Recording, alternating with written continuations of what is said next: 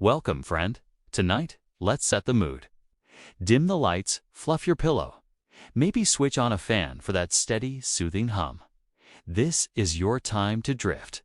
If you enjoy these calming history rambles, you're welcome to like and subscribe, but only if you truly want to. It helps us keep making these stories. And if you feel like sharing, drop a comment below with where you're listening from and what time of night or morning it is for you. Now, close your eyes, settle in, and imagine waking up, not in your own bed, but on the hard floor of a boarding house, the smell of coal already in the air. It's the dawn of the Industrial Revolution, and you're about to step onto the factory floor. Congratulations, you've landed one of the worst jobs imaginable. Let's see how your shift goes. The first thing you hear is not birdsong, nor the gentle patter of rain on the window, nor the comforting hum of a fan, because fans haven't yet been invented for your humble quarters. No, the day begins with the clang of a handbell, sharp and metallic, rung with relentless enthusiasm by someone whose only job is to ensure you are never late for your job. The sound slices through your dreams like a butcher's knife through a questionable joint of meat. It's not an alarm clock you can slap into silence. It's a human being standing in the corridor, determined to outshout the snoring of 24 exhausted bodies. You blink awake to a darkness that is only just beginning to soften at the edges. The thin curtains do little against the smudge of industrial dawn, the gray light filtered through coal smoke already rising from the factories down the street. You're lying on a straw mattress, the kind that sounds charming in folk songs, but in practice is a lumpy sack that pokes through the thin, ticking cloth and pricks your skin like 1,000 patient needles. The straw has been flattened by years of other weary bodies, some of whom left behind more than their imprint. Fleas and bedbugs are the true long-term tenants here, and they greet you each morning like old acquaintances. Congratulations, your bed now comes with free roommates. The room itself is heavy with smells. A faint tang of boiled cabbage lingers from last night's supper, mixed with the sharp ammonia bite of chamber pots tucked discreetly under beds. Damp wool coats hang from pegs, never fully drying, exhaling their mustiness into the air. You shift upright, feeling the creak in your back. Even though you are not particularly old, just worn down from endless shifts and too little rest. Your boots wait at the foot of the bed, still dusty from yesterday because there's hardly any point cleaning them. They will be filthy again within the hour. Around you, other workers stir. Some groan, some cough, a wet, rattling kind of cough that seems far too advanced for people in their 20s. A few simply roll over and try to steal a few more seconds of unconsciousness until the bell rings again, louder this time, and the boarding house matron begins her rounds. She has the power to evict you, and no one wants to lose their roof, however drafty. So everyone moves, sluggishly, like a line of reluctant ants. You dress quickly, not because of modesty privacy is non-existent here, but because the room is cold. And the sooner you cover yourself with threadbare layers, the sooner you can trick your body into believing it is slightly warmer. The trousers are coarse, the shirt stiff with sweat and lint, and the jacket heavy with patches. The factory doesn't provide uniforms, but it does provide grime, and everyone soon ends up dressed in the same shade of gray anyway. Breakfast, if you can call it that, waits in the common room. A heel of bread with a texture somewhere between sponge and stone. Some mornings, you're lucky enough to find a scraping of lard. You chew methodically, jaw working as though sawing through wood, and you remind yourself this is fuel. Nothing more, nothing less. The children gulp theirs down even faster, knowing their small bodies will be crawling under machines within the hour. It's a race to fill the belly before hunger has a chance to argue. The sound of machinery drifts through the street outside, already awake before you are. Steam engines grunt and whistle like great iron beasts, their voices carrying across brick rows and narrow alleys. That background roar will soon become your entire soundtrack. But for now, it's still distant, a warning rumble on the horizon. You step outside, joining the flow of workers heading toward the factory gates. Hundreds of you, all trudging in the same direction, boots beating the same rhythm against cobblestones. There's little conversation, only the occasional cough, sniff, or muttered complaint. Speech feels wasted when everyone knows the day ahead will grind words into dust. The air outside is damp, a mix of morning mist and chimney smoke, turning the world into a smudged watercolor of gray and brown. You pull your jacket tighter, though it does little. A drizzle hangs in the air, settling in your hair and collar. Still, the factory draws you onward, not because of excitement, but because of necessity. If you don't arrive on time, if you don't show your face at the gates, your wages vanish, and with them, your dinner, your bed, your very survival. You glance up at the sky, a faint stripe of pale light fighting through soot. Somewhere far beyond the smoke is the sun, rising with cheerful indifference to your plight. It will shine on the factory walls, but you will barely see it once you step inside. For you, daylight belongs to someone else. The crowd thickens as you near the gates, boots splashing in shallow puddles. The factory looms ahead, its walls tall and dark, windows streaked with grime. The chimney towers overhead, belching smoke like a dragon that never sleeps. And just as the bell woke you this morning, another whistle now pulls you onward, sharper, shriller, demanding obedience. You join the throng, pressing toward the entrance, one more figure swallowed by the iron mouth.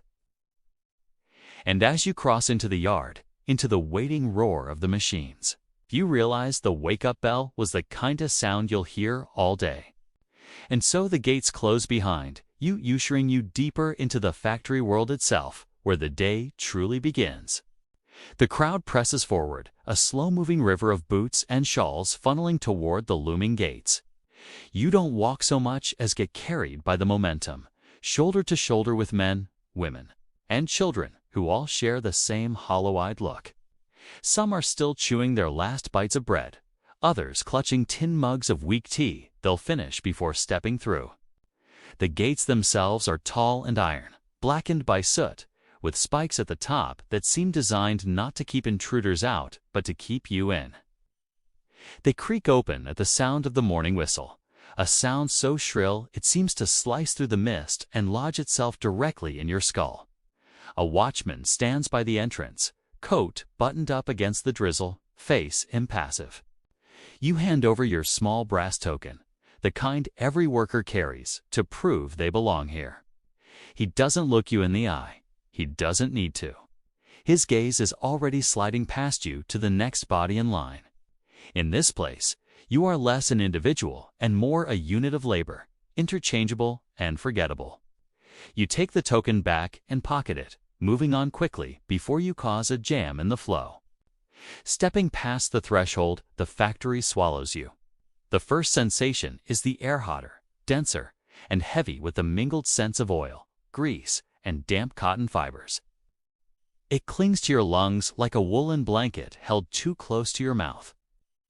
Already you can feel the faint tickle at the back of your throat, the promise of a cough that will grow stronger as the hours pass. You tell yourself not to think about it. Everyone coughs, here. It's as natural as breathing.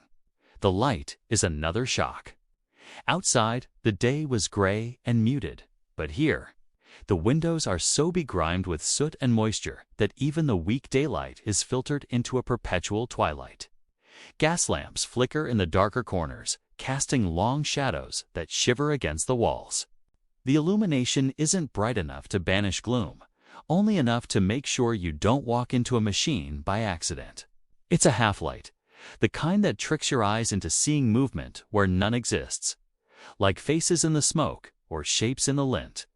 And then there's the sound. If the wake-up bell felt sharp, the factory's roar feels endless. 100 looms clatter in unison, 1,000 gears turn, and pistons pump with the relentless rhythm of giants stomping underground. The noise is so complete that it feels like a physical force pressing against your ears, vibrating in your chest, rattling your very bones. You open your mouth to say something to the worker next to you, then close it again, because the attempt would be absurd. Words don't stand a chance here. Conversation belongs to the outside world. Inside these walls, noise rules alone. You shuffle with the others to your assigned section of the floor. The machines rise around you like iron beasts, long rows of frames and spindles stretching into the distance. Their movements are both mesmerizing and terrifying, the endless cycles of threads weaving, twisting, and snapping back into place. You take your place at one, its surface slick with oil, its rhythm already set. It will not wait for you to catch up. Your fellow workers barely glance your way. They are already absorbed, eyes darting from spool to spool, hands moving in quick, practiced motions.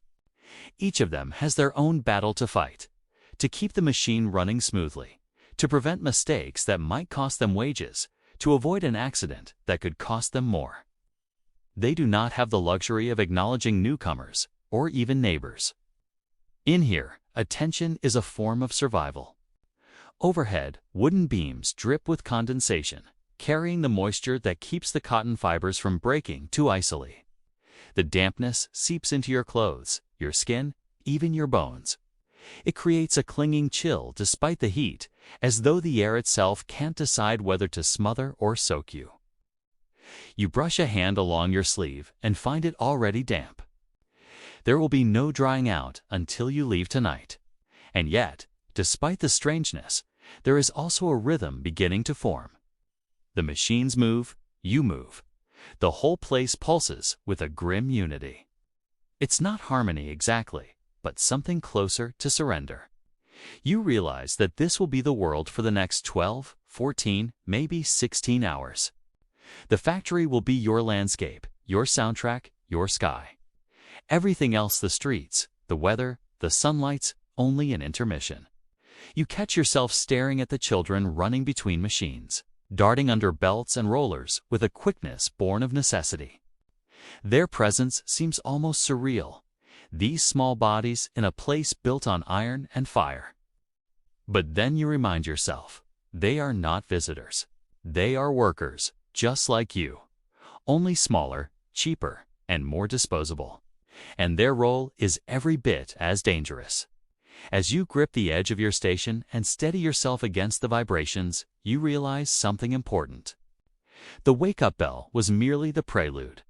Passing through these gates, breathing this air, standing in this noise, this is the true beginning of the day. And soon enough, as you glance at the children scurrying beneath the frames, you understand where the story must go next. To their world, their peril, and their peculiar place in this industrial machine. You notice them first at the edges of your vision, small figures darting between the hulking machines. Quick as mice and just as quiet. At first, your mind resists the sight. Surely those can't be children, not here, not in this place of gears and grease and noise. But your eyes adjust, and the truth settles heavily. They are children, and they are everywhere. Some are barely taller than your waist, their hair cropped short to avoid being caught in the moving parts. Others look older, though the lines on their faces are etched by exhaustion rather than years. Their clothes hang loosely, patched and stained. Thin cotton shirts already damp with the same factory humidity that clings to you. Their bare feet slap against the slick floorboards, soles toughened by necessity but still prone to splinters. One boy passes by you with a bundle of broken threads clutched in his arms. He doesn't meet your eyes. He moves with the focus of someone who knows a mistake could earn a shouted reprimand or worse. You realize, with a kind of hollow ache, that while you drag yourself here to support a family, these children often are the support. They are not earning pocket money. They are earning survival. The factory owners, of course, love them. Children are small enough to wriggle under machines and cheap enough to pay a fraction of what an adult earns. Their hands fit neatly into spaces where yours could never reach, making them indispensable in a way that is both practical and deeply cruel. And if an accident happens, well, there is always another desperate family with another desperate child ready to take their place. The tasks vary. Some children crawl beneath the looms, retrieving bits of cotton that have fallen. Others climb onto narrow ledges to clean the dust and lint that clogs the belts. A few are piecers, tasked with leaning dangerously close to the worry spindles to retie broken threads. You watch one girl, no older than 9, perform the task with a steadiness that would impress any surgeon. Her fingers move in a blur, her expression unreadable. She has likely done it thousands of times. The noise that surrounds you feels amplified for them. Imagine being that small, lungs still growing, forced to inhale the same thick, lint-laden air that makes your throat scratch and your chest heavy. Some of the children already carry the cough, a hollow, rattling sound that cuts through even the factory's roar. You wonder how many of them will make it to adulthood. The odds feel grim, though no one dares to speak of it aloud. Occasionally, a foreman strides past, barking instructions or jabbing a finger toward a child who isn't moving quickly enough. The children don't flinch. They just quicken their pace, knowing the sting of the strap is always a possibility. You might want to intervene, to protest, but here inside the gates, words mean very little. Power belongs to those who own the machines, not those who run beneath them. There are moments, however, when a flicker of humanity shines through the gloom. You catch a boy slipping a crumb of bread to a younger child as they pass each other. You see a girl grin for half a second when she manages to beat the loom's rhythm and tie her knot just in time. These small rebellions, these tiny flashes of personality, are reminders that beneath the grime and duty, they are still children. Children who should be outside chasing hoops or skipping stones, not dodging iron cogs. You might think, how do they endure this? The answer, in part, is that they know no other life. For many, work began as soon as they were strong enough to walk steadily. Play, schooling, even leisures, these are luxuries for the fortunate few. For the rest, childhood is a brief interlude, quickly traded for exhaustion and wages that vanish into household survival. And so, as you work alongside them, you begin to realize that the factory is not simply a workplace. It is a world with its own rules, its own hierarchies, its own peculiar sense of normal. In this world, children are not cherished for their innocence, but valued for their utility. It is a reversal so complete that, if you think too hard on it, you risk despair. But despair is not practical here. You must keep your hands moving, your eyes sharp, your mind alert to the rhythm of the machine. You take a breath, steady yourself, and glance again at the children weaving through the shadows. Their presence lingers in your thoughts, even as your own tasks demand focus. Because deep down, you know the truth. If the machines are the heart of the factory, then these children are its nervous system. They keep it alive, invisible, and underpaid. Their small bodies sacrificed to feed an ever-hungry beast. And as you return to your own labor, the whistle shrieks again, signaling another hour lost to the roar. Your gaze drifts upward, toward the beams where dust gathers thick as snow. Soon, it will be time to talk about the air itself, the fibers you are already breathing deep into your lungs, and what that means for a body trapped in this world of perpetual motion. You don't notice it immediately. At first, the air inside the factory just feels warm and heavy, like a blanket you didn't ask for. But then you start to feel the grit in your throat, a fine dryness that refuses to go away no matter how many times you swallow. And then you realize it isn't just air you're breathing. It's fiber. Tiny threads of cotton and wool, shredded into particles that drift and hang invisibly in the shafts of light streaming from the high, grimy windows. It's a strange thing, watching sunlight try to enter a place like this. Those golden beams should feel comforting, but instead, they expose the haze. The dust swirls and eddies, stirred by the machines and by the shuffle of boots across warped wooden floors. Each breath pulls some of it deeper into your lungs. You cough lightly, thinking it will pass, but the itch lingers. The older workers tell you the feeling never goes away. They call it brown lung when it turns permanent, an industrial souvenir that can shorten your life while you're still young enough to remember skipping rocks in the river. the sound of the factory doesn't help. The roar of gears and pounding looms drowns out even your own cough. You feel as though you're drowning silently, unnoticed among dozens of other workers who are already too busy gasping themselves. The only relief comes when the great windows are cracked open in summer. But even then, the breeze mostly just stirs the lint around, lifting it into glittery clouds that look almost magical if you squint like snowfall. A cruel kind of snowfall, the sort that lodges deep inside you instead of melting harmlessly on your coat. The children you noticed earlier seem to have adapted to it better, or perhaps they've simply never known another kind of air. Oh, their small chests rise and fall quickly, a rhythm that seems unnerving when you watch too closely. You imagine their lungs lined with the same fuzz that coats every ledge, every beam, every surface in the factory. Even the oil that drips from the machines catches lint until it turns into a dark, sticky paste. If the machines themselves could breathe, you suspect they would choke. Your clothes are already covered in it too. By the end of your shift, your sleeves look as though they've grown a second skin, fibrous, gray, clinging. You brush it off, but it never all comes away. Some follows you home, hitching a ride into your bed, your bread, your hair. The factory doesn't just own your hours. It owns your very lungs, and it sneaks home with you in this soft disguise. Every so often, a worker hacks out something thick and unpleasant into a rack. You pretend not to notice. Everyone pretends. To acknowledge it would be to admit the air itself is a threat. And what good would that do? No one is going to stop the machines for the sake of your lungs. Breathing, here, is just another form of labor. There is, however, an odd sort of rhythm to it. You begin to time your movements with the air exhaling during the loudest crashes, inhaling quickly when the machines pause for the briefest instant, as if hoping to catch a pocket of freshness before the next cloud of lint settles. It's a game you can never win, but the ritual gives you something to focus on besides the sting in your chest. And so, hour by hour, you keep drawing the factory inside you. Each breath becomes another reminder that you are not just working in this place. You are slowly becoming a part of it. The air, the fibers, the very dust itself, they all weave themselves into you. It isn't just loud in here, it's total.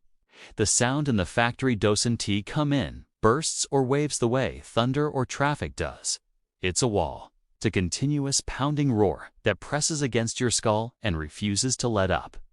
The moment you step inside, the door closing behind you, the outside world disappears as though someone stuffed wool into your ears, and then immediately started hammering on the wool with 100 hammers. The looms thump and clatter in relentless rhythm, their belts slapping, their gears grinding with metallic groans. Spindles spin so quickly, they sing.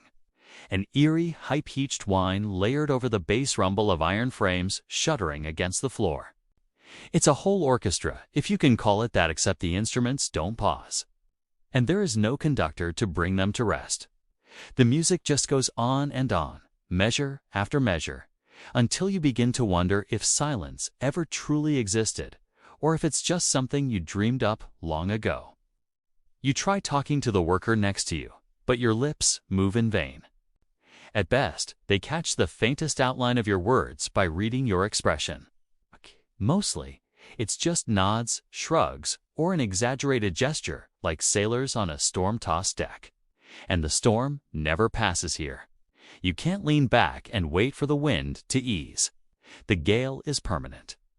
Your voice becomes something you save for the moments outside, on the walk home when your throat feels rusty from disuse. What surprises you most isn't just the volume, it's the way it becomes part of you. After a few hours, your brain gives up on fighting. The sound ceases to feel external.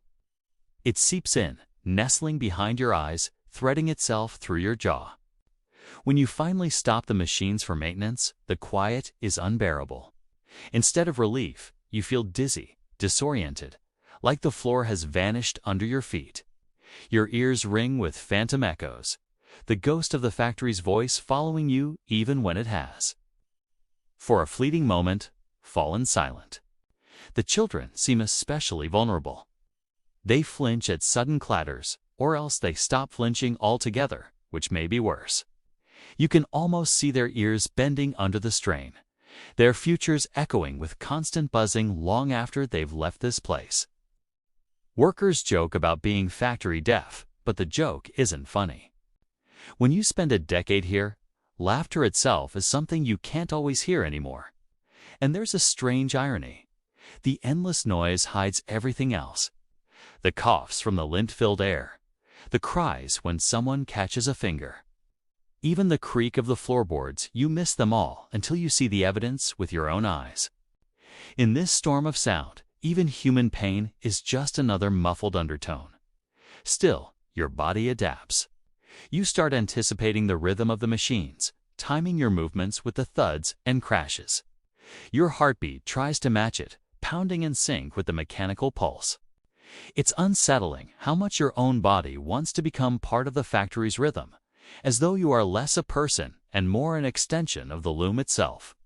And when the whistle finally blows for a break, you stumble outside into the daylight. The noise clings to you like an invisible cloak. Birds chirp, but you don't hear them. A cart rumbles by on the street, but the sound is swallowed by the echo still thrumming in your head.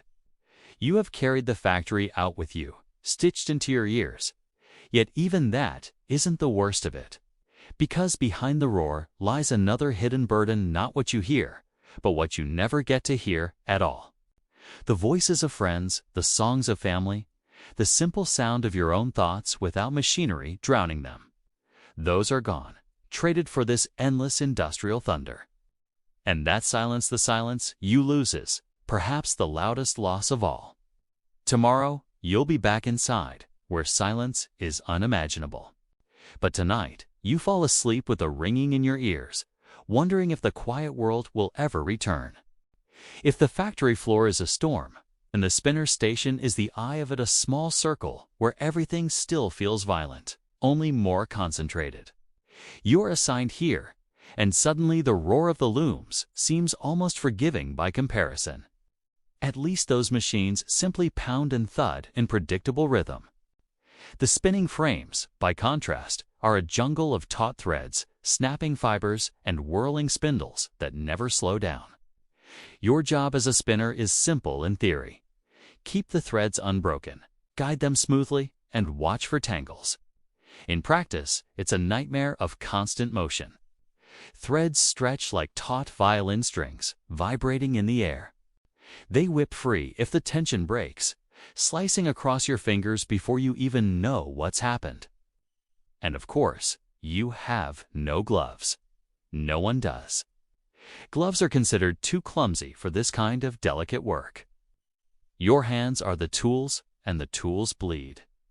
The frame itself is taller than you, a tower of spindles clattering away, each one twisting fibers into something useful for the market outside. You're not allowed to admire the handiwork, though. If one spindle falters, you must dash forward. Reach between the moving parts and rethread it before the whole line snarls. It feels like poking your hand into the mouth of a hungry dog, over and over, trusting it won't bite too hard this time. The children are often placed here, too small to know better than to obey, their nimble fingers darting in to catch threads.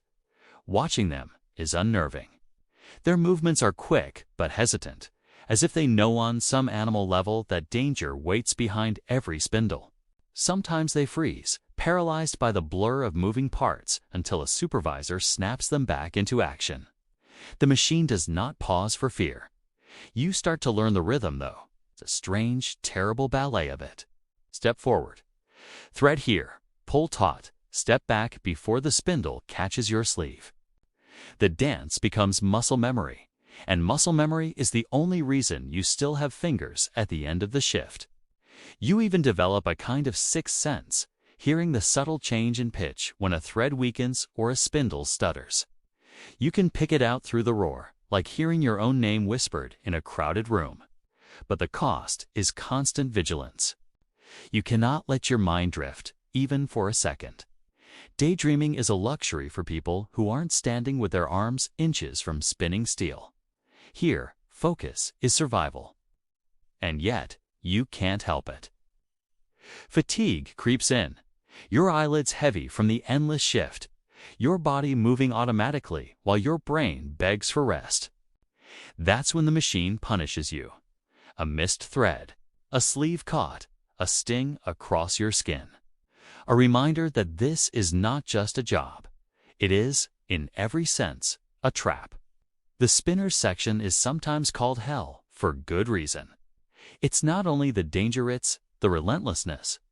The machines never truly rest, and so neither do you. Even the smallest break feels stolen, risky, like sneaking a sip of water in the desert. You wonder how long a body can endure this, how long lungs can draw lint, how long ears can withstand the roar, how long hands can dodge steel teeth. The answer, whispered in the coughs and scars of your fellow workers, is not forever. And as you glance down the row of frames, each one shuddering and spitting fibers into the air, you realize the real hell isn't the machine itself. It's the knowledge that tomorrow you'll be back here again, repeating the same perilous dance, hoping your luck holds one more day. Of course, there are worse stations, still jobs even spinners look down on with pity. And one of them is waiting at the far end of the room where workers wrestle with the massive carding machines that chew through raw fiber like hungry beasts. That's where you might find yourself next. If spinning feels like a perilous dance, the job of mule scavenger is more like a cruel dare. Imagine being told to crawl under the belly of a machine the length of a railway car, while it shakes, clatters, and slides back and forth across the floor. That's the Mulan enormous spinning frame that moves on rails. It's rows of spindles drawing and twisting cotton with a mindless determination. And your role as the scavenger is to duck beneath it and sweep away the loose fluff, broken threads, and dropped bobbins before they jam the works. The mule never stops for you. Why would it? Every minute of motion equals profit, and pausing for a child on their knees would be considered wasteful. So you learn to judge its rhythm, the way it lurches forward and then retreats like a predator pacing its cage. You wait for the briefest pause in its advance, then slip underneath, broom in hand, the floor trembling against your palms. Above your head, spindles blur and belts whir. A forest of spinning parts that could snatch your hair or shirt if you rise an inch too high. You are small enough to fit under there. That's the grim advantage of youth. The older workers send the smallest children to do it, because only a body with narrow shoulders and quick reflexes can dart under the frame and sweep efficiently. You crouch, sweeping furiously, heart hammering as the mule groans above you. It feels like a ceiling about to collapse, except this ceiling is alive with movement, metal and wood groaning in concert, like some giant mechanical beast indifferent to the tiny human beneath it. The floor is slick with oil and your knees slip as you crawl. You can smell the grease mixed with lint, a scent both sharp and sickly sweet. The broom snags on stray threads, slowing you down, and you panic, tugging harder. The mule begins to shift again, and you scramble to pull free before it advances over you. The terror doesn't shout, it whispers, settling into your bones each time you crouch lower, wishing yourself smaller still. The older spinners hardly look up as you work. They've seen it 100 times before. A child crouched beneath the mule, darting in and out like a shadow. Sometimes they mutter advice quicker, lad, or mind the rollers, but mostly they keep their eyes on their own tasks. The danger is too routine to warrant alarm. It's simply the order of things. Machines in motion, children beneath them. And the unspoken gamble that today the balance will hold. Every mule scavenger knows stories. Of a friend who hesitated a second too long, of a sleeve caught and pulled tight, of a broom that wouldn't let go until it was too late. And yet, each morning, you take your broom and kneel again, because what else is there? Hunger is a machine of its own, grinding down choices until this one seems like the only one left. There is a rhythm to it, though. You start to time your sweeps with the mule's slide, like a grim game of hide-and-seek. Forward, retreat, broom out, sweep fast, pull back, breathe. Forward, retreat, broom out again. The rhythm becomes your heartbeat, and your body learns it until you can move almost instinctively, darting in and out with the precision of survival. Still, the knowledge lingers: one slip, one mistake, and the machine will not notice. It will not pause, or grieve, or explain. It will simply keep sliding back and forth, as though you were never there at all. By the end of the day, your knees ache, your clothes are streaked with oil, and your throat tastes of lint and fear. You stand at last, broom tucked under your arm, looking back at the mule with its rows of spindles glittering in the dim light. It seems calm now, resting in place, but you know better.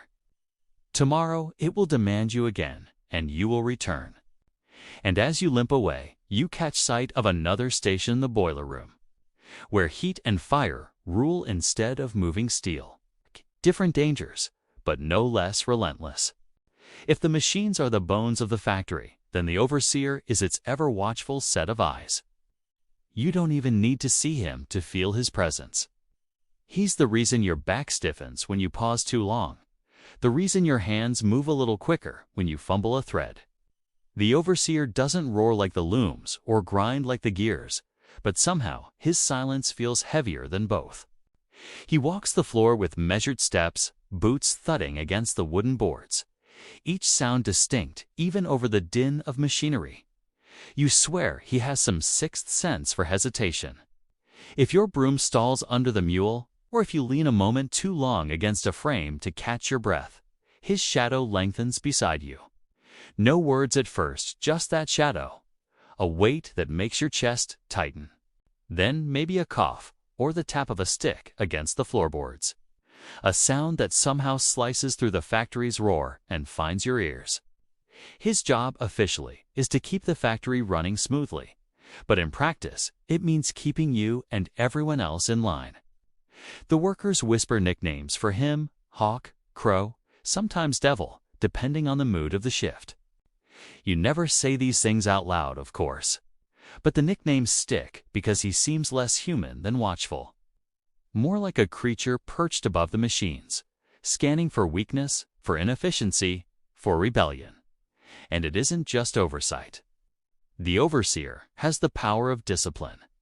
A sharp word, a barked order, sometimes even a strike of his cane against a table to jolt everyone back into speed. He doesn't have to be violent to unsettle you. The threat of it is enough. You've heard of harsher men in harsher mills, where beatings are common. Here, the control is subtler, but just as suffocating. A glance, a note in a ledger, a threat to cut wages. All of it hovers over you like a net. You can't help but notice how his eyes linger longest on the children. They're easiest to break into obedience, too small to argue, too frightened to resist. If a child falters, the overseer is there in an instant, demanding faster hands, straighter backs, longer hours. You wonder if he ever remembers being small himself, or if the noise and the authority have scrubbed that memory away. And yet, strangely, you sometimes find yourself craving his absence. On the rare occasion he leaves the floor, the factory feels looser, lighter, almost free. Conversations flare briefly, smiles creep onto tired faces, and even the machines seem less oppressive. But the freedom never lasts. His return is inevitable, footsteps echoing back down the stairs, silence falling into place like a curtain. It's not that you hate him personally, it's that he embodies the system itself. The overseer is the reminder that you are not here for yourself, not even for your family.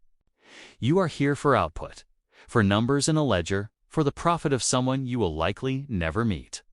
His watch ensures that truth never slips from your mind. At the end of the shift, when you file out under his gaze, it's almost a relief to breathe the outside air, even if it's thick with soot and smoke. His eyes do not follow you past the gates. But they will be there again tomorrow, waiting, sharp as ever, ready to catch you the moment fatigue makes your fingers stumble. And as you leave, brushing lint from your sleeves, you realize something. The overseer might not be the only presence in this factory shaping your every move. Because above him, unseen but always present, are the owners, the men who never touch a spindle yet dictate the rhythm of your entire life. If you thought the main floor of the factory was oppressive, wait until you descend into the boiler room. The moment the door swings open, you are greeted by a wall of heat so sudden and overwhelming it feels like stepping directly into the mouth of some enormous beast. The air is thick, heavy, almost chewable, and your lungs protest with every breath. Sweat beads on your forehead instantly, rolling down your neck before you even lift a hand to wipe it away. Down here, perspiration isn't something that happens gradually, it's the default state of your body. The great iron boilers dominate the space like hulking beasts chained in a dungeon. Their sides hiss and groan, expanding and contracting with the fiery labor inside. They glow faintly, a dull red heat radiating outward, warping the air so that the walls and pipes shimmer as if they're alive. Cold dust floats through the room, fine and clingy, mixing with sweat to coat your skin in a grimy paste. Congratulations, you now have the world's least glamorous spa treatment. Shoveling coal is the endless ritual here. You grip the shovel's handle, worn smooth by countless hands before yours, and plunge it into the pile of black lumps. Each motion sends a small cloud of dust into the air, and every scoop feels heavier than the last. You heave it into the roaring furnace, where flames leap forward hungrily, crackling as though mocking your effort. It's hard not to imagine the furnace grinning at you, knowing you will never feed it enough. The sound here is different than on the factory floor. It's less mechanical clatter, more elemental fury. The deep thrum of steam building in the tanks, the rush of fire consuming coal, the occasional metallic clang as pipes shift under pressure. It's the heartbeat of the factory, and you are one of the unlucky ones who keeps that heart pumping. And there is danger, always danger. It's too much coal, and the boilers might strain under the pressure. Groaning until bolts rattle and hisses escape from valves that ought to stay sealed. Too little coal and the factory above grinds to a halt, machines stalling, overseers descending to find out who dared let production falter. Both scenarios end badly for you. In the worst case, a boiler might rupture. You've heard stories, metal exploding like a cannon, fire and steam ripping through flesh in an instant. The kind of ending that makes even the brutal looms upstairs feel almost merciful. There's a smell here too, not just of coal and sweat, but of something metallic and bitter. Steam leaves a taste on your tongue, mingling with soot until your mouth feels coated, chalky. Water drips down the walls in slow rivulets, as if the building itself is weeping from the strain of holding all this fury inside. And the heat, relentless. Your shirt clings to your back, your hands blister from the shovel handle, your eyes sting with sweat that no handkerchief can fully clear. You learn to ration your movements, pacing yourself not for speed, but survival. Even the simple act of standing still is exhausting. The air presses on you, demanding energy just to remain upright. Down here, there are no windows, no glimpses of the outside world. Time becomes slippery, unmoored.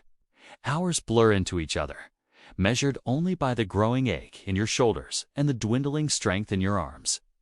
If the factory floor above feels like a prison, the boiler room feels like the punishment block, hidden out of sight so the more fortunate workers don't have to watch your suffering. But in this stifling cavern, you also realize something. All the clatter and productivity upstairs, all the weaving, spinning, and shouting it relies on this hidden, fiery underworld. The looms may shape the cotton, but it is this heat, this endless shoveling, that keeps the entire monstrous system alive. You are the invisible muscle beneath the polished cloth. When at last the shift ends and you stumble out of the boiler room, the air outside feels cool, even if it's still choked with factory soot. For the first time, you savor it as if it were fresh mountain breeze. Your clothes reek of coal. Your hair is stiff with sweat, but your lungs expand gratefully, free from the smothering fire. And yet tomorrow, the descent will come again. The boilers will still be hungry, the fire still insatiable. You will return with your shovel, and the cycle will continue. Because down here, in the bowels of the factory, escape isn't an option. Only endurance. When the bell finally tolls for the midday pause, it is less a jubilant fanfare and more like the sound of mercy arriving on creaky hinges. You set down your tools, though set down might be generous. More often, you just let them slip from your hands as your muscles give up. The factory floor doesn't go silent. Not really. Machines keep clattering, steam keeps hissing, and a few unlucky souls are ordered to keep things running. But for most, there is at least a brief interlude. Lunchtime in the factory is nothing like the modern lunch break you might be imagining. There is no tidy cafeteria with trays and condiments, no neat line of sandwiches wrapped in wax paper. Instead, you shuffle with the rest of the workers to a corner of the factory yard, or sometimes just to a bench inside if the overseers are feeling too stingy to let anyone outside. The air may be fresher out there, but it still smells of soot and cotton fibers. Either way, the meal you've brought is waiting. A small cloth bundle, sometimes a dented tin, always pitifully light. Inside, the food is simple to the point of cruelty. A hunk of bread hard at the edges from being baked days ago. A wedge of cheese, if you're lucky, though often crumbly and suspiciously spotted. If your family managed well this week, maybe a sliver of cold bacon, its salt sharp on your tongue. More often, it's just bread and perhaps a boiled potato. Pocketed this morning while still steaming, now cooled and floury. And to wash it down, there is no chilled lemonade or neat bottled water, only a tin cup of weak tea. If at all, sometimes shared, sometimes lukewarm, and already tinged with coal grit from the air. You eat quickly, not because the food is delicious, but because you're hungry and there is never enough. Teeth gnash against the dense bread. Crumbs stick to your lips and cheeks. Every bite fills your stomach just enough to keep you upright through the long afternoon, but never enough to satisfy. You glance around at your fellow workers. Some chew methodically, eyes vacant, saving their energy. Others gulp and finish in minutes, hoping to steal a few extra breaths of rest before the bell calls them back. Children sit cross-legged, legs swinging, clutching their bread in small hands, crumbs tumbling into the dirt. The mood of lunchtime is subdued. Talking is low, hushed, sometimes absent altogether. Fatigue has a way of dulling conversation. Now and then, someone shares a small joke. A dry comment about the overseer's scowl or the way the machine seemed more stubborn than usual this morning. A ripple of laughter flickers, faint but genuine. For a moment, you feel almost human again sharing food. Even meager food is a reminder that you aren't entirely alone in this clattering world. And then, just as you begin to ease your aching shoulders, just as you take the last bite of potato or mop up the crumbs of cheese, the overseer's shadow stretches across the yard. His watch chain glints. He clears his throat. The bell sounds again. Lunchtime, such as it was, is already over. You stand, brush crumbs from your lap, and gather yourself. Hunger still lingers in your belly, but the break has done its work. You return to the floor, ears bracing for the roar of the machines, hands flexing for the repetition ahead. And so the day resumes, the thin thread of rest snipped clean by the factory's endless appetite. The memory of bread lingers on your tongue, but the taste of dust is already returning. If you thought lint was bad, wait until you find yourself near the grinding room. Here, iron and stone dominate the air, and dust isn't soft like drifting cotton fibers. Seeds sharp, metallic, and aggressive. The moment you step close, you can feel it prickling at the back of your throat. Breathing becomes an effort, as if you're swallowing fine sand with every inhale.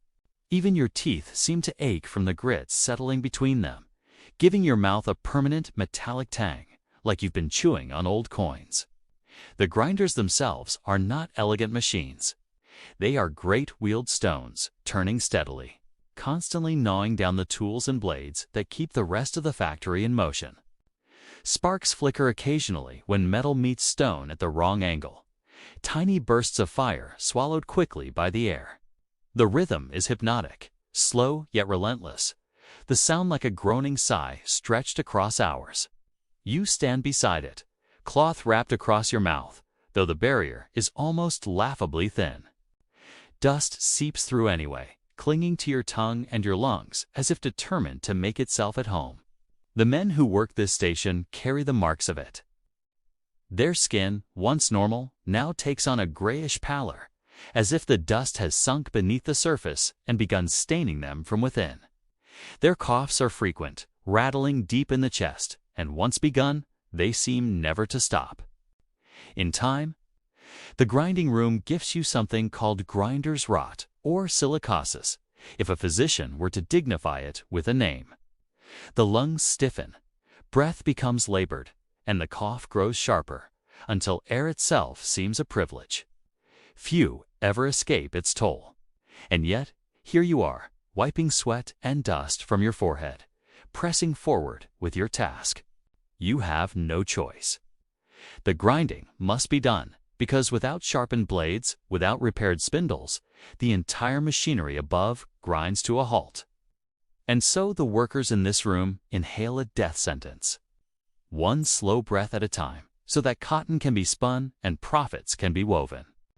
There's a bitter irony here.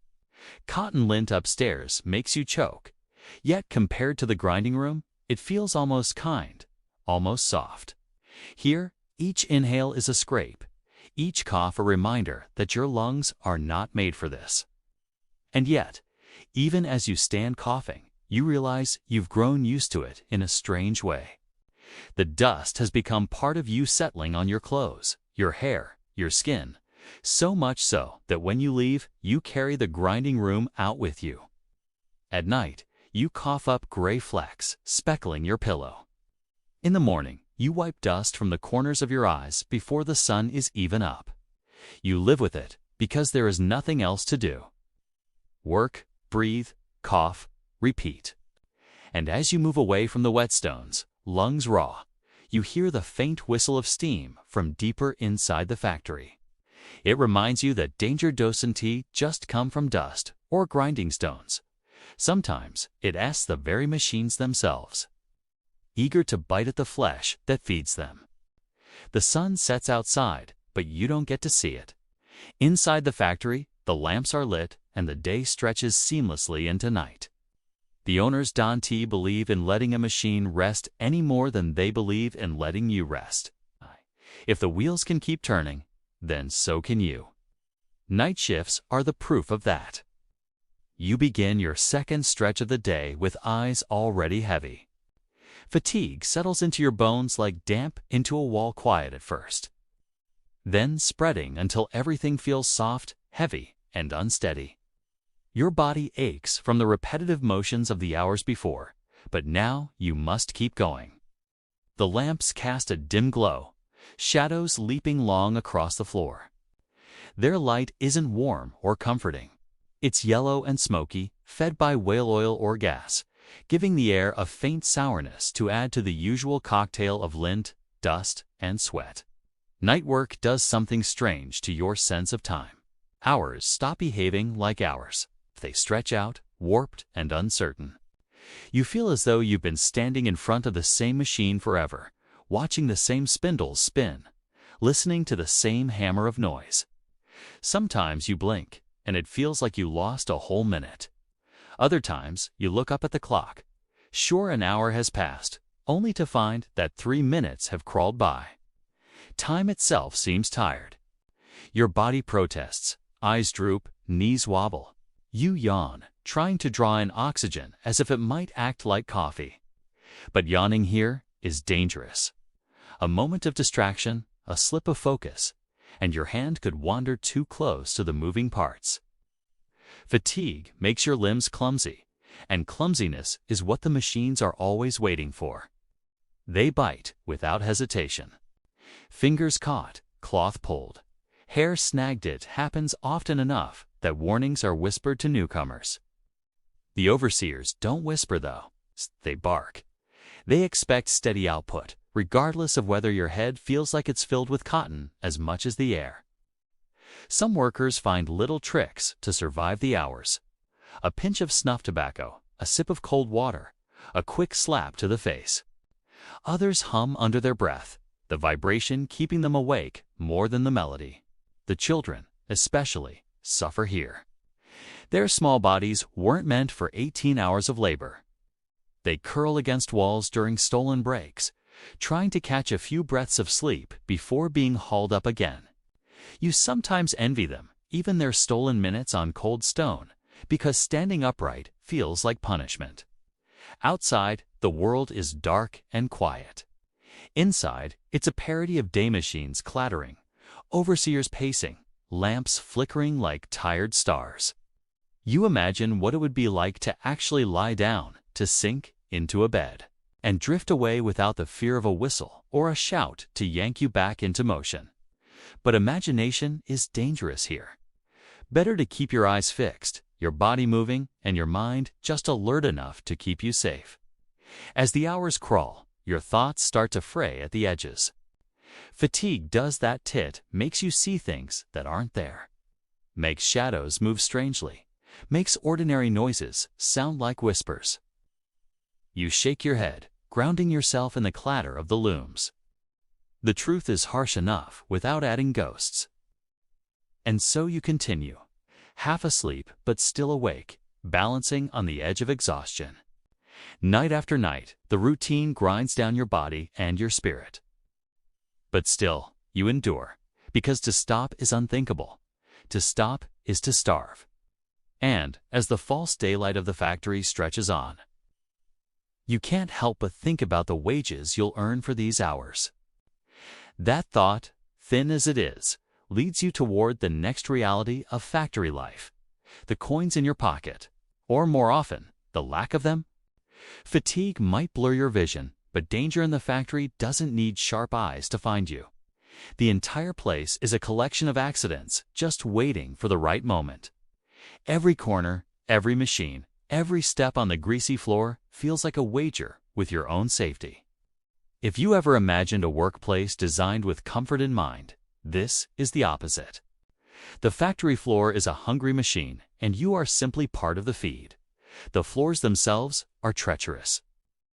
Oil drips from gears, pooling into slick patches that glisten faintly in the lamplight. One misplaced foot, one stumble, and you're down, sometimes just bruised. Other times, not so lucky, especially if you fall into moving belts or a crowd of spindles spinning fast enough to chew through cloth and skin alike.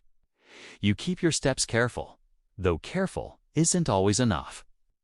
The machines demand closeness. You're always leaning in, threading cotton, pulling stray fibers, adjusting levers. There is no safety guard, no protective railing. If the machine catches you, it doesn't stop politely to ask how badly you're hurt. It keeps going, indifferent. That's what makes the work so unforgiving. Moment of inattention can cost you fingers, an arm, even your life. People whisper stories of workers pulled in, swallowed whole by machines that never flinched. The whispers don't stop you, though. They simply become part of the air, like the dust and the noise. Even the walls seem restless. Exposed pipes hiss, valves shudder, and every so often a belt snaps free, whipping through the air like an angry snake. You flinch when it happens, not out of surprise, but out of instinct, the same way you'd flinch if lightning struck close by. A snapped belt doesn't just sting, it can blind, it can maim. Yet repairs are quick, and soon enough the belt is replaced, the machines restart. And the accident is treated as an inconvenience rather than a tragedy. The factory doesn't pause for broken bodies. If someone is carried off, another is placed in their stead before the machine cools. You watch this happen, and you wonder not when it will happen again, but to whom. Will it be the child crouched by the mule? The man wiping sweat too close to the spindle? Or will it be you, one tired step away from disaster? You learn a kind of alertness here, a constant tension in your muscles. Your eyes dart more than they should, tracking belts, wheels, and flying bits of lint as though vigilance might save you. Sometimes it does. More often, accidents come too fast to notice, too fast to avoid. You keep moving anyway because the alternative, starvation, feels slower, but no less certain. Accidents are not just possible, they are inevitable. You live in that knowledge, shoulder to shoulder with others who also know it. The air is thick, not just with dust and heat, but with unspoken acceptance. The factory will take its toll, and the only question is how much of you it will claim. And yet, just when the tension seems unbearable, the bell rings. It's not freedom, not really, but the sound signals a break in the cycle, a pause where bodies shuffle toward food. And so, accidents give weight least briefly to the meager ritual of eating. You can ignore the noise after a while. You can squint through the dust. You can even teach yourself to move like clockwork, hands darting in rhythm with the machines. But the one thing you cannot escape, not for a moment, is the smell of the factory floor.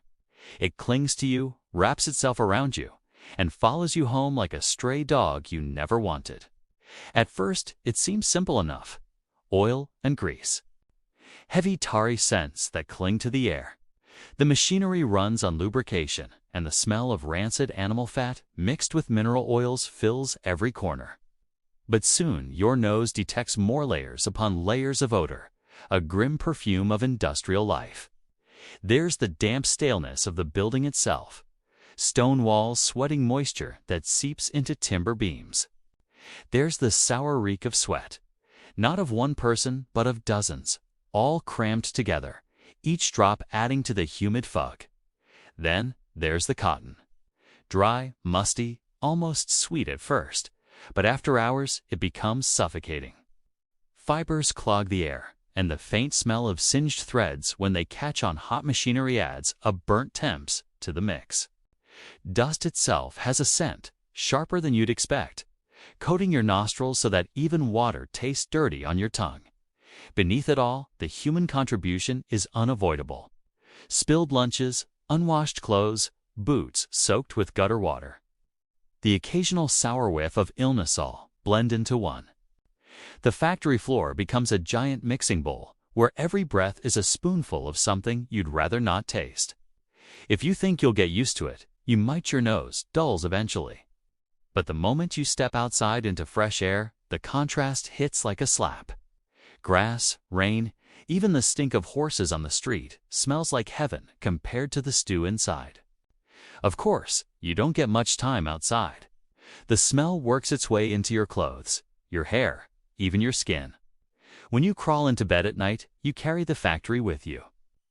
Sheets hold the tang of oil, and your pillow whispers dust back into your nose as you try to rest. Neighbors in the lodging house know who works where. Cotton, iron, dye simply by the odors that linger around you. It's like a badge, though not one you'd wear proudly. Sometimes, when the fatigue is deep and your thoughts wander, you imagine the factory itself as a living creature. The smell is its breath, hot and constant. The noise is its heartbeat. And you are just one of many lungs feeding it oxygen. You cough, you sweat, you stink, and yet you keep it alive. And as you stand on that floor, inhaling its stubborn perfume, you realize that smell is not the only thing that clings. Wages, those elusive coins you work for, are just as slippery, earned with effort. But never enough, always shaved away by deductions. And so, from the air you breathe to the coins in your pocket, the factory has a way of keeping its hold on you. After all the hours, all the coughing, all the aches in your bones, you'd think there would be a small comfort in the coins pressed into your hand at the end of the week. Something to show for the endless clatter and the lint that lives in your lungs. But wages in the factory are a slippery thing. They're promised, certainly, but promises are easily trimmed away, clipped and shaved like the cotton you've been spinning. The pay itself is meager. Enough, perhaps, for bread, for a corner of lodging, for coal to keep a small fire sputtering, but never enough for comfort, never enough to let you breathe easy. And just when you think you've counted it, stacked it neat in your mind, here come the fines. A broken thread. That's a deduction. A machine jammed, even if it wasn't your fault. A deduction. Show up late by a few minutes because your boots split in the rain. Another deduction. It seems the overseers spend as much time inventing new reasons to shave wages as they do watching the machines. You learn quickly that silence is cheaper than protest. Complain, and not only are you ignored, but the act itself might cost you. You start to treat your pay not as a reward for labor, but as a kind of ransom proof you survived another week without losing too much to the system's appetite. And it is always less than you expected, always lighter in your hand than you hoped. For children, the wages are lower still. Their small fingers spin cotton and crawl under machinery, yet their coins are barely enough to buy a crust of bread. Families rely on those coins all the same, a patch sewn onto the greater quilt of survival. You hand your wages over to the household, watching them vanish almost as soon as they touch the table. Rent here, flour there, maybe a bit of soap, if fortune is kind. The irony bites. The machines you feed with your strength produce wealth mountains of cloth shipped across oceans, profits stacked high in offices you'll never see. Yet you, the very hands that make it happen, remain poor enough to count each coin twice. The gap between you and the factory owner feels as wide as an ocean, though the only thing between you is a locked door and a ledger. And so wages become a kind of phantom. You work for them, you dream of them, but they slip through your fingers as quickly as dust in the air. Even when you carry the coins home, they never feel like yours. They belong to the rent collector, the shopkeeper, the overseer's book. All you hold on to is the ache in your body, the only thing the factory doesn't deduct. Still, you tell yourself it's enough to last another week, enough to keep you coming back through the gates when the whistle blows again. Survival, thin as it is a wage in its own right. When the day finally releases, when the overseer decides you've given enough sweat to the machines, you shuffle back to the place you call home. Not a cottage of your own, not a neat brick terrace, but the boarding house. A building where space is sliced into thin strips, each one rented out to bodies like yours. If the factory is a machine, the boarding house is its storage room, keeping workers stacked and ready for tomorrow. The first thing you notice is the smell. It is not much of a departure from the factory floor sweat, oil, damp wool, but here it is mingled with boiled cabbage and coal smoke. The air feels heavy, almost greasy, as though it has been breathed too many times already. You climb a creaking staircase, boots dragging, each step echoing faintly because the boards are hollowed by thousands of feet that came before yours. Inside the room, the space is tight. Beds, if you can call them that, are narrow wooden frames with mattresses stuffed with straw that has already lived too many lives. Fleas, of course, are part of the arrangement. You drop onto the bedding, and it crackles faintly, as though the straw is sighing under your weight. Privacy doesn't exist here. Curtains hung between beds are thin, frayed, and do little more than suggest separation. You hear every cough, every snore, every whisper of conversation. Meals are shared in a common kitchen, if you're lucky. Pots of stew bubble slowly, more water than meat, ladled into chipped bowls. Bread is rationed in uneven slices, sometimes stale enough to chip a tooth. You eat without complaint because hunger has no patience for preferences. Around you, the other boarders slurp and chew, some talking quietly, others too tired to speak at all. The rhythm of spoons against bowls becomes its own kind of lullaby. At night, the house becomes a chorus of noises. The rattle of lungs filling with dust, the restless shifting of exhausted limbs. The occasional creak as someone rises for water or to cough in the stairwell. Rats skitter behind the walls, bold enough to scavenge near the hearth if scraps are left behind. You lie on your straw bed, eyes half closed, listening to the symphony of fatigue. Still, there's a strange comfort here. You are not alone. Dozens of others share your condition, your aches, your hunger. In the dim light, with the faint warmth of a coal fire drifting through the hall, you feel part of something larger. Misery, yes, but a communal misery, stitched together like scraps of cloth into a patchwork quilt. If someone has bread to spare, they share it. If someone hums a tune, others sometimes join in softly. Companionship, however thin, softens the hard edges of the day. And as you drift toward sleep, you know the factory smell will be waiting for you in the morning. Clinging to your clothes, your hair, your lungs, the boarding house gives you shelter, but never escape. Still, sleep comes, eventually, pulled from you by exhaustion more than comfort. Tomorrow, the whistle will sound, and you'll wake again, stumble back through the gates, and resume the endless bargain with the machines. But before tomorrow arrives, there's another presence you'll encounter, one less forgiving than a straw mattress or a shared meal. The ever-watchful overseer whose eyes linger not only in the factory, but seem to follow you even into your dreams. Imagine it. A day when the whistle does not blow for you. A morning when your body, still sore from days of bending, lifting and breathing in lint, does not have to rise before dawn to stumble into the factory gates. This is the rarest of luxurious holiday. Not the kind of holiday with beaches and parasols. No. This is the 19th century factory worker's holiday. A single day set free, though it still comes wrapped in conditions. You wake later than usual, though later is relative. Your body has been trained to stir at the first hint of light, nerves still braced for the shriek of the mill whistle. When it doesn't come, you feel disoriented, as though something vital is missing. At first, you even wonder if you've overslept and doomed yourself to a fine. But slowly, you remember, it's a holiday. A whole day without machines screaming in your ears. You might think such a day would be filled with rest. Perhaps you picture yourself lying on the straw mattress, or strolling at leisure, or simply breathing air that doesn't scratch at your throat. But idleness is not really an option.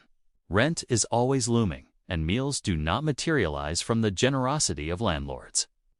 Many workers spend these rare breaks in other forms of labor-mending clothes.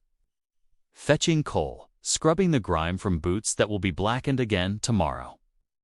Even leisure carries effort, and yet there are glimmers of joy. On some holidays, the streets fill with life. Fairs, markets, and parades appear, as though the town itself has taken a deep breath. Music rattles through the lanes, fiddles competing with tin whistles. Children run wild, their laughter brighter than the factory floor has ever been. You find yourself caught in the tide of people, the press of bodies both overwhelming and invigorating. Vendors shout of sweet treats, cakes, roasted nuts, even sugared apples, if you are lucky. For once, the air smells of spices and smoke instead of oil and dust. You walk through the crowd and feel something like freedom in your bones. Perhaps you buy a small indulgence, a slice of bread thick with dripping, or you simply watch the puppet show in the square, the audience roaring with laughter at wooden figures clattering about. In these moments, the factory seems distant, as though it belongs to another life. But even here, reminders linger.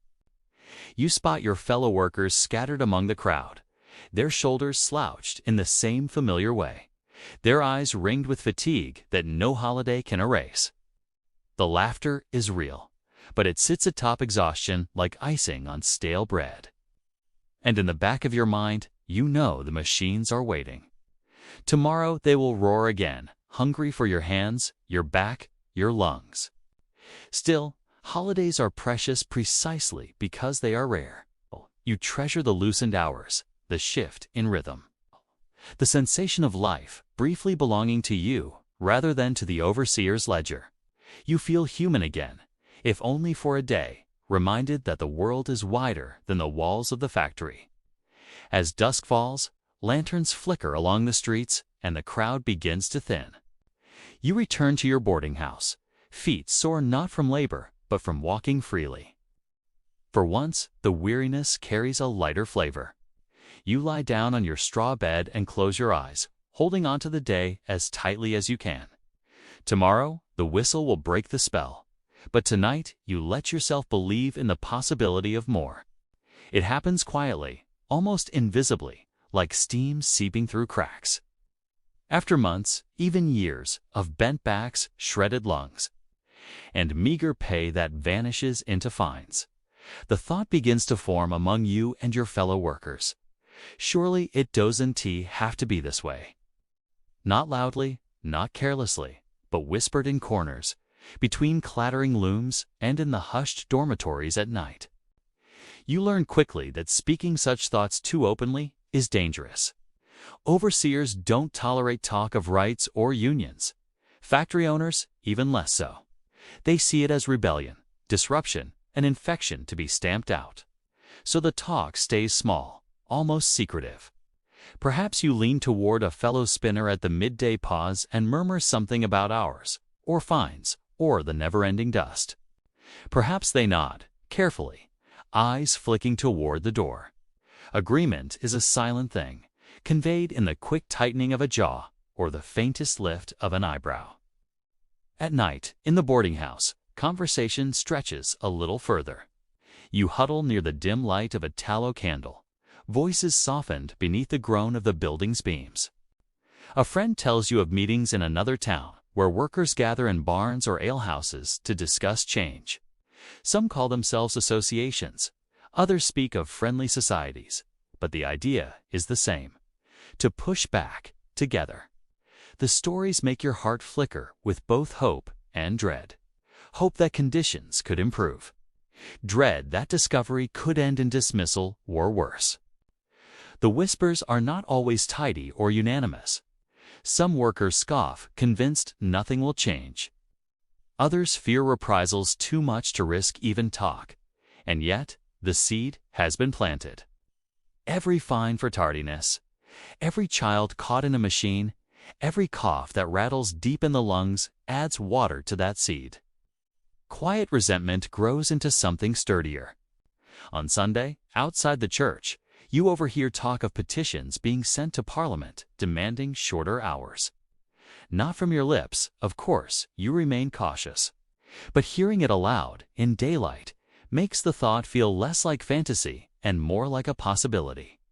Perhaps you even attend a gathering one evening, slipping into the back of a crowded public hall.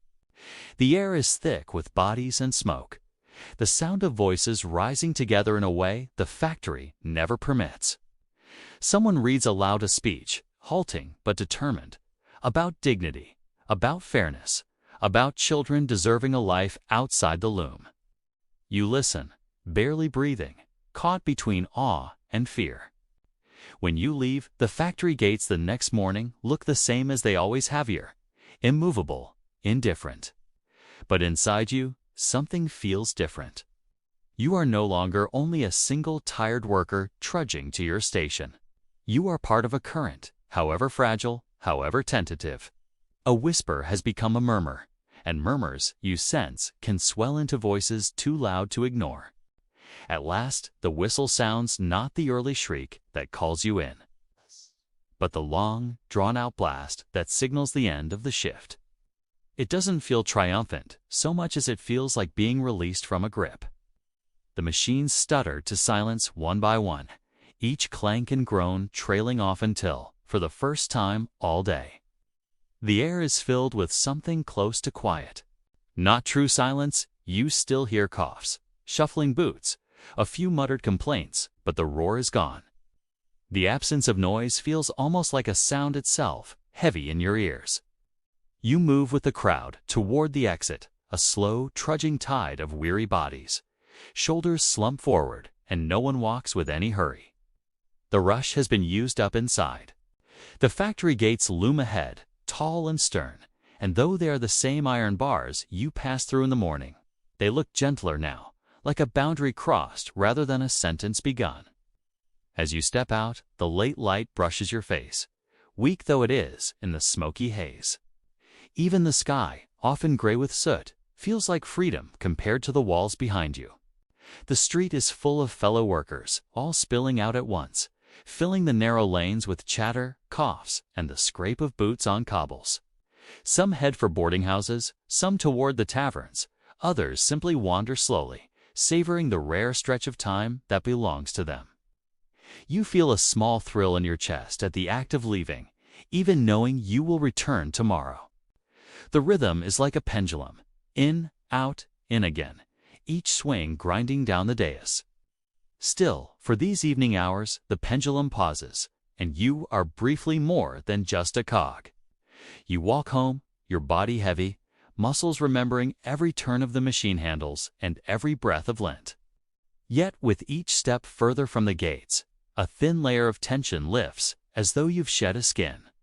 The sounds of the factory fade behind you, replaced by the calls of street vendors, the clatter of carts, the distant laughter of children playing in the road. The world outside feels more alive, more varied, even if still dusted in the soot of industry. There is a strange companionship in the crowd of departing workers. You might not know them by name, but you recognize the slump of their backs, the way they stretch stiff fingers, the faint smile that flickers when the gates close behind them. For a moment, you are all joined in the same relief. It's not joy exactly, but something quieter solidarity in exhaustion, a collective sigh. As the sun lowers itself, you turn down a lane toward the boarding house, boots dragging but spirits fractionally lighter. The gates are behind you now, though tomorrow they'll open wide again. That thought doesn't need to be faced just yet. Tonight, you are free enough to breathe air that isn't churned with cotton dust, to see sky instead of rafters, to hear your own thoughts without the clamor of machinery drowning them out. Leaving the gates is not escape, but it is a ritual of survival.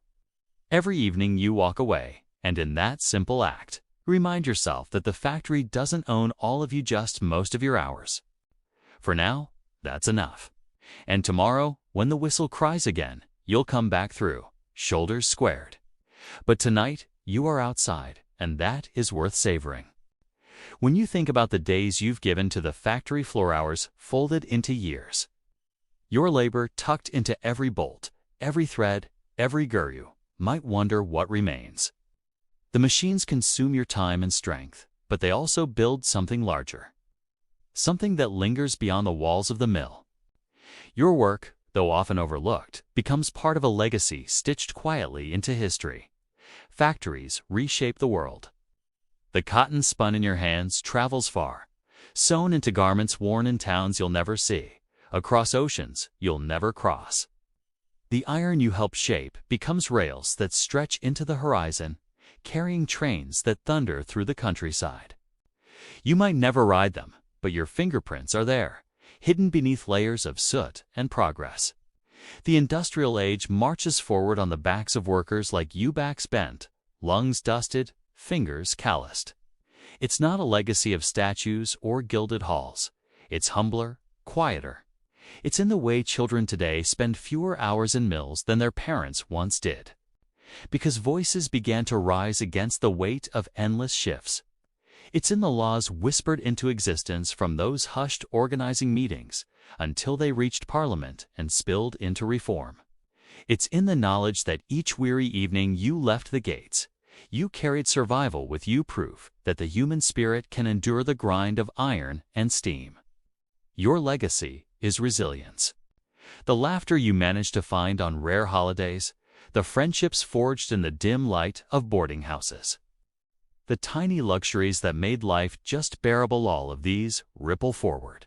Future generations will have more choices, not because the machines grew kinder, but because people like you dared to whisper, dared to hope, and dared to keep showing up. As you look back at the factory gates one last time in your mind's eye, you see not only toil, but testimony. The story of the Industrial Revolution is not just about engines, inventors, or tycoons. It is about youth, the worker whose sweat and sacrifice made the gears turn. The world kept moving, and you helped it move. And perhaps, in the quiet of your room at night, you allow yourself the gentlest thought, that though the hours were long and the pay was thin, the endurance itself was a kind of victory. You were part of something vast, something still echoing now in every hum of modern life. And so, with the factory gates shut behind you and the long day folded into memory, we bring this journey to a quiet end. You've walked the floor of the Industrial Revolution, felt the lint settle in your lungs, heard the unending thrum of machines, and shared the thin bread of lunch with fellow workers who were more family than strangers. It was not luxury and rarely comfort, but it was life, stubbornly carried on in spite of the odds. As you lie back now, in a bed far removed from spinning frames and boiler fires, you can feel a kind of gratitude humming beneath the story. For clean air, for quieter nights, for safety nets fragile, though they may be, that those before you could only imagine. The workers of that age bore hardships we can scarcely picture without wincing. Yet from their struggles came reform, rights, and a vision of dignity that still guides us today. Their story is not just about soot and sweat. It's about endurance, about finding laughter in the cracks of exhaustion, about caring for one another when the world seemed to care so little. It is a reminder that progress is not built only by great names carved in marble, but by countless hands that history rarely names at all. So, as you drift into sleep, carry with you this softer thought, that even in the harshest of times, people found ways to survive, to share warmth, to dream of better days. And because they did, we do. Good night, and may your rest be easier than the clatter of any factory floor.